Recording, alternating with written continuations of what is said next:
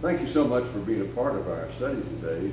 We're looking at Isaiah again today. Rudy, thank you for being here. We're down at Frickin' Frack with this very nice scenery behind us. And we're talking today from Isaiah chapter 16. I'm going to read a couple of verses. Rudy has some important things to say about these verses, and he will make them come alive to you in our world. So let me read. Verse 1, send lambs to the ruler of the land from Selah by way of the desert, by the mountain daughter of Zion. Like fluttering birds, like scattering nestlings, are the daughters of Moab at the fords of Arnon. Give counsel, grant justice, make your shade like night at the height of noon.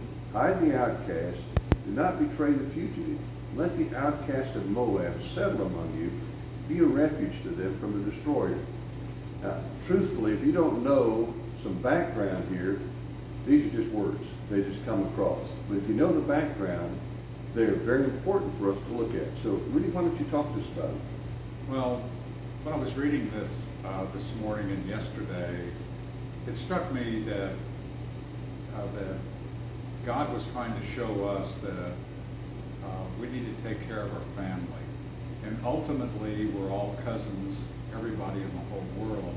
But specifically, Moab is Lot's children, which Abraham adopted Lot, which made him his son.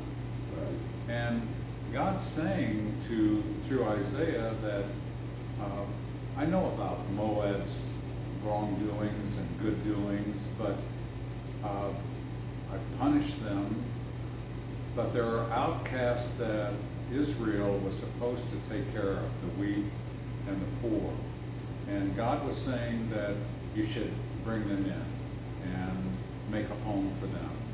And the next verses break into what happens when God's people become generous. And I'll let Bob read those. Okay. Let me just make a real quick comment to it. Is that you made a really good point.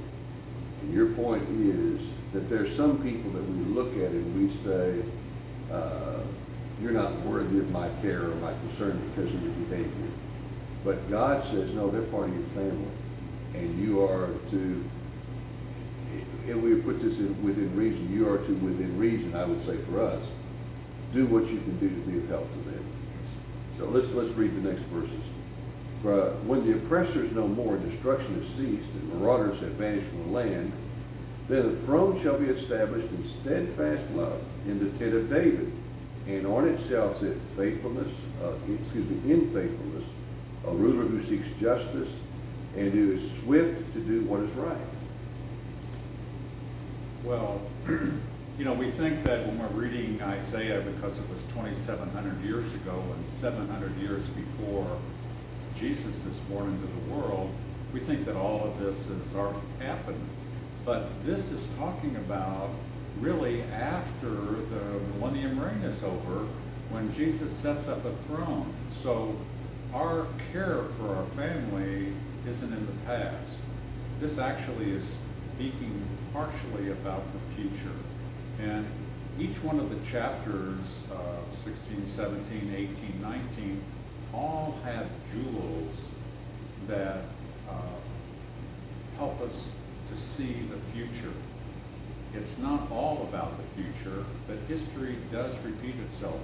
We talked about that the other day, about mankind shouldn't even still be here, other than God being our guardrails, has stopped us from totally annihilating ourselves.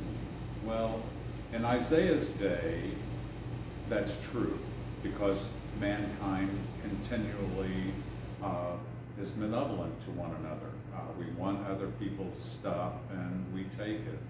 And so God steps in over and over again in history to save us from ourselves. And that's what's going on here. But he gives us this information and adds to what our future looks like. We talked about a couple of days ago that there's so much noise in the world, and the only way that we can not connect to that noise is to have something else to listen to. And really God's promises that he's coming back to get us is where our joy is at, and that we would be with him. Jesus' statement on the cross through the Gospel of Luke is one that we should think about all the time. And he says, God, forgive them. Father, forgive them. They don't know what they're doing. That includes us. Amen. Amen. And when I read prophecy, I look at it as there was a message for the here and now, It is. but then there's also a message for the future. Correct. And so the here and now message of Isaiah is there's a ruler coming who will rule in righteousness and justice. Hallelujah. And one of the things we can do, part of why we're studying Isaiah is because the times we're living in, there appears to be in our world so little righteousness and justice. Yes. And so one of the things we can do is we can pray and ask God to bring to our world righteous and just leadership. Now, ultimately, he's in charge, but part of intercessory prayer is asking God to give us what we believe he has for us. So I don't have that all figured out. There's a lot here I don't know, but I want to say thank you, Rudy, for your thoughts. Thank you for listening. We're going to be back tomorrow. We're going through, let me just say this, we're going through some of the most complicated chapters in Isaiah. And yet if you stay with them, there are some nuggets of gold that you will find. So please do come join us. We're not skipping around. We're going to stay with it because we know there is something here for us. Again, thanks for being with us. God bless you. Rudy, thank you. We'll see you tomorrow.